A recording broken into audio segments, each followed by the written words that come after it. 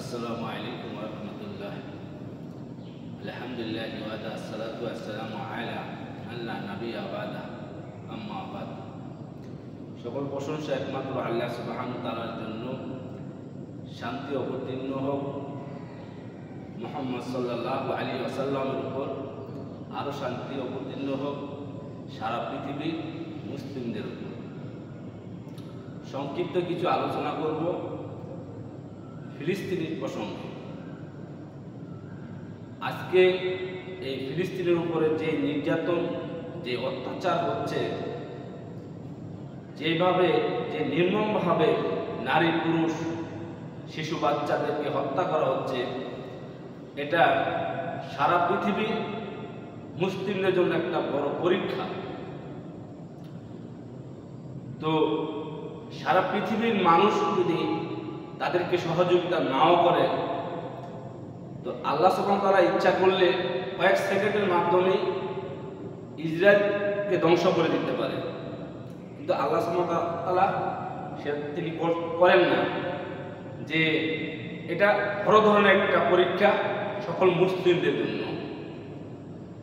আল্লাহ সুবহানাহু ওয়া তাআলা বলছেন, ইন্নামাল মুমিনুনা ইখওয়াতুন, যে মুসলিম পরস্পর ভাই ভাই। তাহলে আজকে ফিলিস্তিনের যারা রয়েছেন, যারা মার খাচ্ছেন, যাদেরকে হত্যা করা হচ্ছে, তারা কিন্তু আমাদের ভাই। আর রাসূল সাল্লাল্লাহু আলাইহি ওয়াসাল্লাম বলছেন, আবু হুরায়রা রাদিয়াল্লাহু আনহু বলেন, রাসূল সাল্লাল্লাহু আলাইহি ওয়াসাল্লাম বলেছেন যে ব্যক্তি মারা গেল জিহাদ করেনি এবং তার অন্তরে জিহাদের চিন্তা ভাবনা সে করেনি, রাসূল সাল্লাল্লাহু আলাইহি ওয়াসাল্লাম বলছেন, মাতা আলা সুববাতিন মিনান নাফাকি, যে সে মৃত্যুবরণ করলো নাফাকি অবস্থায়। দেখেন যে দেশের রাষ্ট্রনায়ক যারা আছে, তারা এই অত্যাচারী যে ফিলিস্তিনের উপর যে অত্যাচার করা হচ্ছে, এরা যদি এদেরকে সহযোগিতা না করে, অর্থ দিয়ে এবং অস্ত্র দিয়ে, খাদ্য দিয়ে যদি তারা সহযোগিতা না করে, কারণ এগুলা সরকারের কাজ, তাহলে তারা কি মুনাফিকি অবস্থায় মৃত্যুবরণ করবে। আর আমরা যারা সাধারণ মানুষ রয়েছি, যে আমরা অস্ত্র এবং অর্থ দেওয়ার ক্ষমতা আমাদের নেই, কিন্তু আল্লাহ সুবহানাহু ওয়া তাআলা আমাদের অন্তর দেখবেন। এটা আমাদের জন্য পরীক্ষা।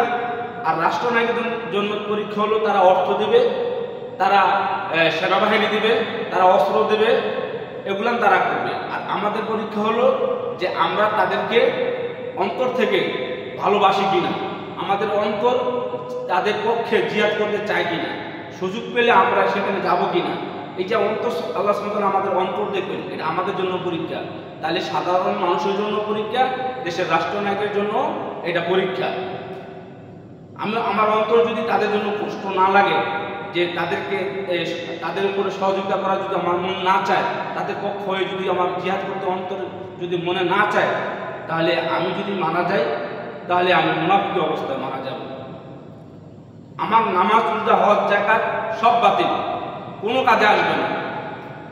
তাহলে এটা হলো সারা পৃথিবীর মানুষের জন্য একটা পরীক্ষা, মুসলিমদের জন্য একটা বড় ধরনের পরীক্ষা। আবু উমামা রাদিয়াল্লাহু আনহু বলেন, রাসূল সাল্লাল্লাহু আলাইহি ওয়াসাল্লাম বলেছেন যে ব্যক্তি জিহাদ করল না এবং জিহাদের জন্য মুজাহিদদের জন্য সরঞ্জাম দিয়ে তাদেরকে যুদ্ধের প্রস্তুতি করল না এবং সেই মুজাহিদদের গৃহবাসীদেরকে ভালোভাবে দেখশন করল না, রাসূল সাল্লাল্লাহু আলাইহি ওয়াসাল্লাম বলছেন, আসহাবুল্লাহ বিকআতিন কলা কলা ইয়াউমিল কিয়ামাত, যে কিয়ামতের পূর্বে এই মানুষগুলোর উপরে আল্লাহ সুবহানাহু ওয়া তাআলা বিপদে আক্রান্ত করবে, তাদের উপরে দুর্ঘটনা বিপদ আসবে, যারা এই মুজাহিদদেরকে অস্ত্র দিল না, অস্ত্র দিয়ে যুদ্ধের জন্য তাদের প্রস্তুত করলো না, এবং তাদের গৃহবাসীদের তারা সহযোগিতা করলো না।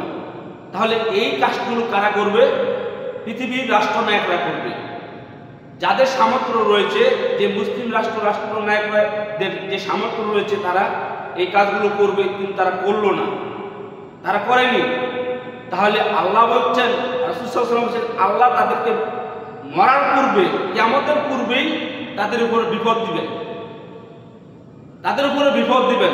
আজকে তারা পৃথিবীর ক্ষমতা, পৃথিবীর অর্থের মুখে পড়ে আজকে তারা ভাবছে যে ইহুদি রাষ্ট্রের সাথে যদি আমাদের সম্পর্ক ভালো থাকে তাহলে আমাদের বিপদ আসবে না।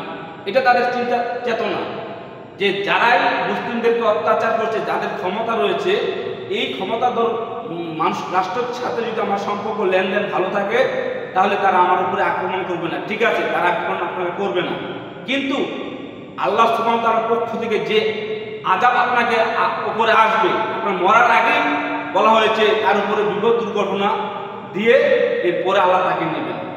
তাহলে যে আল্লাহ সুবহানাহু ওয়া তাআলা আপনার উপরে বিপদ দিবেন, তখন কোনো পৃথিবীর রাষ্ট্র আপনার এই বিপদ থেকে রক্ষা করতে পারবে না, এই বিপদ থেকে রক্ষা করতে পারবে না। তাহলে আপনি কোন বিপদের চিন্তা করবেন? আল্লাহ সুবহানাহু ওয়া তাআলার পক্ষ থেকে বিপদের চিন্তা করবেন, নাকি পার্শ্ববর্তী পৃথিবীর যে রাষ্ট্রের যে জুলুম অত্যাচার শাসক ইহুদি, নাস্তিক, খ্রিস্টান, হিন্দু যারা রয়েছে, যারা মুসলিমদের উপরে আক্রমণ করছে, আপনি সেই সব অত্যাচার শাসকের কথা চিন্তা করবেন?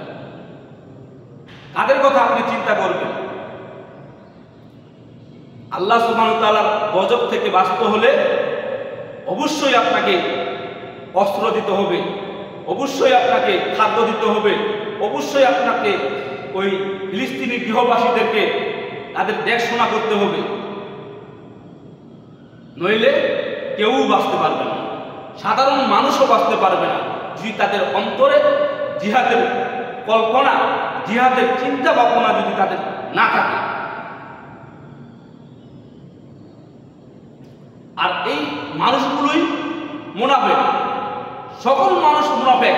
যখন তারা এই অত্যাচার, তারা এই ফিলিস্তিনের এই মুসলিম ভাই বোনদেরকে যখন তারা সহযোগিতা না করবে, তাদের উপরে, তাদের জন্য যদি তারা কষ্ট না পায়, তাহলে সকলেই মুনাফিক।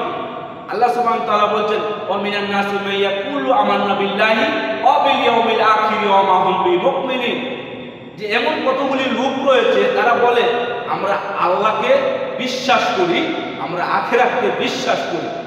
তারা বলছে আমরা আল্লাহকে বিশ্বাস করি, আখিরাতকে বিশ্বাস করি। আল্লাহ বলছেন না, তারা বিশ্বাসী নয়, তারা বিশ্বাসী নয়।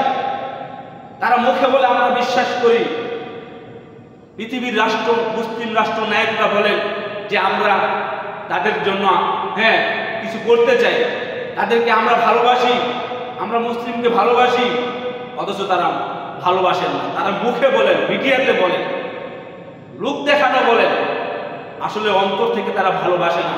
তারা ভয় করে সে ইহুদি রাষ্ট্রদলকে। তারা পৃথিবীর সম্পদের প্রতি মায়ায় পড়ে গেছে, পৃথিবীর ক্ষমতার প্রতি তারা মায়ায় লোভে পড়ে গেছে। এই জন্য তারা মুখে বলে কিন্তু কর্মে, কাজে কর্মে করে না। নইলে এই পৃথিবীর যে কটা মুসলিম রাষ্ট্র রয়েছে, তারা যদি ইসরায়েলকে আক্রমণ করে, তারা যদি হুমকি দেয়, তাহলে এই ইসরায়েল কখনো মুসলিমের সাথে পারবে না, কখনো মুসলিমের সাথে পারবে না। কারণ মুসলিমদের সাথে আল্লাহ সুবহানাহু ওয়া তাআলা রয়েছে। আল্লাহ সুবহানাহু ওয়া তাআলা যাদের সাথে রয়েছেন তারা সংখ্যায় যদি কমও হয়, তারপরও তারা জয়ী হবে। রাসূল সাল্লাল্লাহু আলাইহি ওয়াসাল্লাম যত যুদ্ধ করেছেন, ইহুদিদের সাথে যত যুদ্ধ করেছেন, তার লোক সংখ্যা, তার সাহাবী, তার অস্ত্র সবকিছু তার কম ছিল। আল্লাহ কি বলছেন, হে নবী তুমি পিছন দিকে তাকিও না, তুমি পিছনের দিকে তাকিও না, আমি তোমাদের সঙ্গে আছি, আমি তোমার সঙ্গে আছি। তাহলে সেই আল্লাহ কি এখন নেই? পৃথিবীর মুসলিমরা দেখে ঘুমিয়ে আছে, সেই আল্লাহ কি এখন নেই? মুসলিমরা যদি জাগ্রত হয়, যদি রাষ্ট্রনায়করা জাগ্রত হয়, তাহলে কি তাদের এই যুদ্ধের মধ্যে আল্লাহ সুবহানাহু ওয়া তাআলা বরকত দিবেন না? অবশ্যই দিবেন। কিন্তু আমরা মুনাফিক হয়ে আছি, এই জন্য আমাদের অন্তরে কোনো চেতনা নেই। আমরা দুনিয়ার সম্পদের আসক্ত হয়ে গেছি। জাবির রাদিয়াল্লাহু আনহু বলেন, রাসূল সাল্লাল্লাহু আলাইহি ওয়াসাল্লাম বলেছেন, ফাওয়ালিল্লাহি লাদ দুনিয়া আহওয়ানু আল্লাহি মিন হাজা আলাইকুম। রাসূল সাল্লাল্লাহু আলাইহি ওয়াসাল্লাম বলছেন যে আল্লাহ সুবহানাহু ওয়া তাআলার কাছে এই পৃথিবী মরা কানকাটা ছাগলের চাইতেও নিকৃষ্ট। একটা মরা কানকাটা ছাগল আমাদের কাছে যেমন নিকৃষ্ট, তার কোনো দাম নেই, তার গোশতের দাম নেই, তার চামড়ার দাম নেই, তেমনি এই মরা কানকাটা ছাগলের বাচ্চা আমাদের কাছে যতটুকু নিকৃষ্ট, আল্লাহ সুবহানাহু ওয়া তাআলার কাছে এই মরা কানকাটা ছাগলের চাইতে বেশি নিকৃষ্ট এই পৃথিবী। এই পৃথিবী তার চাইতে অনেক নিকৃষ্ট। আর আমরা এই পৃথিবীকে এত এত মূল্যায়ন করছি যে আমাদের ভাইকে, আমাদের বোনকে, আমাদের সন্তানকে ইহুদিরা হত্যা করছে, আমাদের একটুও কষ্ট লাগে না, আমাদের একটুও কষ্ট লাগে না। কারণ আমরা মুনাফিক হয়ে আছি, আমরা মুনাফিক হয়ে আছি। অথচ একজন জিহাদকারী, যিনি ইসলামের জন্য, যিনি মুসলিম ভাই বোনদের জন্য যারা যুদ্ধ করবে, যদি তাদের ঈমান আকীদা এবং তাদের যদি সালাত থাকে তাদের পাশে, তারা যদি সালাত আদায় করে, তারা যদি মারা যায়, তাহলে তারা জিহাদ, তারা শহীদ মৃত্যু। আর শহীদ মৃত্যু কি? তার চাইতে সম্মানী লোক আর কেউ হতে পারে না। জান্নাতে শহীদ ব্যক্তির চাইতে সম্মানী কেউ হতে পারে না। তার মরার সাথে সাথে সমস্ত গুনাহ মাফ করে দেওয়া হয়। তার রক্ত শরীর থেকে ঝরার সাথে সাথে তার সমস্ত গুনাহ মাফ করে দেওয়া হয়। আমরা এই হাদিসগুলো, আমরা এই কোরআনের আয়াতগুলো আমরা ভুলে যাই, আমরা ভুলে গেছি দুনিয়ার অর্থ সম্পদের মুখে পড়ে। অথচ পৃথিবী কি জিনিস আর আখিরাত কি জিনিস, পৃথিবীর সুখ কি জিনিস আর আখিরাত কি জিনিস। রাসূল সাল্লাল্লাহু আলাইহি সাল্লাম বলছেন, আর মা দুনিয়া আল আখির ইল্লা মিসলা মা ইয়াহজুল্লা আহাদুকুম মিসফাদাকুম ফালিয়াউম ফিলিয়ানজে মাইয়ারজে। তোমাদের কোনো ব্যক্তি 4 আঙ্গুল সমুদ্রে ডুবিয়ে দেখবে, তোমাদের কোনো ব্যক্তি 4 আঙ্গুল সমুদ্রে ডুবিয়ে দেখবে, এই 4 আঙ্গুলে কতটুকু পানি লেগে আছে। এই 4 আঙ্গুলের কয়েকটা পানি, এটা হলো দুনিয়ার সুখ। আর সারা সমুদ্রের সাগরের পানি, মহা আটলান্টিক সাগরের পানি আর হলো কয়েক ফুটা পানি, পুরা আটলান্টিক মহাসাগরের পানি হচ্ছে আখিরাতের সুখ শান্তি, আর হাতে লাগা কয়েক ফুটা পানি হচ্ছে দুনিয়ার সুখ শান্তি। আর আমরা কয়েক ফুটা সুখ শান্তি, কয়েক দিনের সুখ শান্তি, কখন থেকে মারা যায়, কার যে কখন মৃত্যু হবে এটি তো কেউ বলতে পারে না। আমি এখন সুস্থ আছি, অথচ আমি সুস্থ আছি কিন্তু আমার মনে হয় না আমি মৃত্যুবরণ করব। অথচ আমি স্ট্রোক হয়ে, হার্ট স্ট্রোক করে, ব্রেন স্ট্রোক করে, রাস্তায় অ্যাক্সিডেন্ট হয়ে যে কোনো সময় আমার মৃত্যু হতে পারে। আমি জানি আমার মৃত্যু হবেই একদিন, হবে একদিন আমার মৃত্যু এটা নিশ্চিত। মৃত্যু কাউকে পালিয়ে বেড়াবে এই কথা কেউ বলতে পারে না, সবাই মারা যাবে। অতএব এই জিনিসটা আমার স্মরণ কেন আসে না যে যেহেতু আমি মরব, যেহেতু আমার জন্য জান্নাত জাহান্নাম রয়েছে, তাহলে আমি কেন জান্নাত থেকে দূরে সরে যাচ্ছি, কেন আমি মুনাফিক হয়ে আছি। রাসূল সাল্লাল্লাহু আলাইহি ওয়াসাল্লাম বলেন, আকসারুহুম লিল মাউতি, যে কেউ যদি সবসময় নিজেকে মৃত্যু স্মরণ করে তাহলে দুনিয়ার স্বাদ তার থেকে সরে যাবে, দুনিয়ার স্বাদ, দুনিয়ার বুক বিলাসিতা এটা তার কাছ থেকে সরে যাবে, তার এটা আর ভালো লাগবে না। যখন আমরা মরণের কথা স্মরণ করব, আজকে যদি আমরা মরণের কথা স্মরণ করি, দেখেন ফিলিস্তিনের যে অবস্থা, এই মানুষগুলোর প্রতি যদি আমরা দেখেও আমাদের স্মরণ হয় না যে তারা মারা যাচ্ছে, আরে আমরাও তো একদিন মারা যাব, তাহলে আমরা কি জবাব দেব?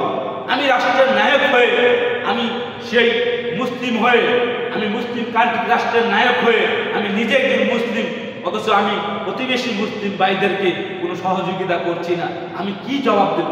অতএব আমি মৃত্যুকে ভুলে যাচ্ছি, আমি মৃত্যুকে স্মরণ করতে পারছি না।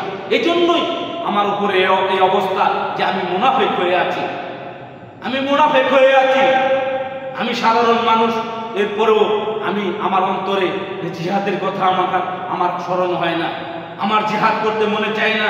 আমি একজন সাধারণ মানুষ, আমি অর্থ দিতে পারবো না, হ্যাঁ, আমি তাদেরকে অর্থ দিয়ে সহযোগিতা করতে পারবো না, অস্ত্র দিতে পারবো না, হ্যাঁ, এরপরেও আমার অন্তরে অনুশোচনা হয় না যে আমি এগুলো না দিতে পারি, কিন্তু আমার মনটা চায় তাদের পক্ষ হয়ে আমি জিহাদ করি।